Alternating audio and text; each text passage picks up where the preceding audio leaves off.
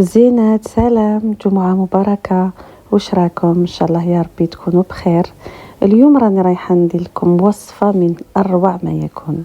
حندير لكم كيش بالبصل والضو، تجي بزاف بزاف بنينه، معسله ومشمخه، ما تجيش ناشفه، لاباط تذوب في الفم. شوفوا معايا المكونات وطريقه التحضير. خديت ان ريسيبيون راني رايحه ندير فيه 250 غرام فرينه، قريصه تاع الملح مع 125 غرام مارغرين. نخلط مليح حتى هذيك الفرينه تتبسس بلا مارغرين.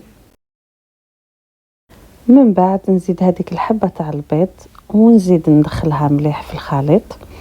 البنات بالنسبه للماء بارد، انايا الكاميرا ما صورتليش، درت كميه قليله باش العجينه تلمت لي وجاتني طريه.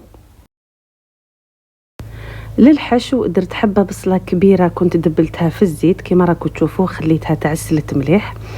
نحتاجو زوج بايض تاع الطون تاع الزيت، زوج حبات بيض، درت قريصه تاع الملح وقريصه تاع الفلفل فيهم، كميه تاع الجبن الطاري، المعدنوس، زيتون مقطع، وفنيجل صغير تاع الحليب. بالنسبه للعجينه خليتها ارتاحت في الفريجيدير لمده 30 دقيقه. من بعد درتها في المول، تقبت العجينه بالفرشيطه كما راكم تشوفوا، ودوك راني رايحه نخلط جميع المكونات ما عدا الحليب.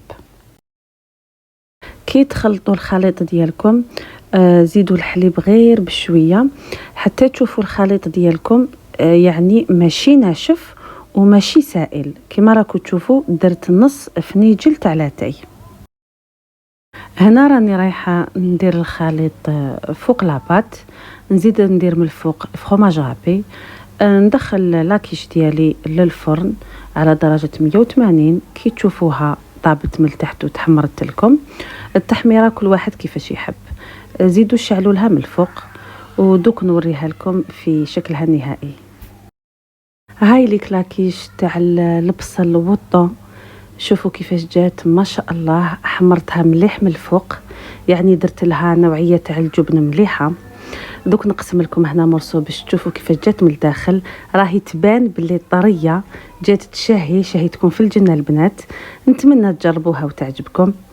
ما عليا غير نقول لكم تهلاو في رواحتكم وصحه فطوركم.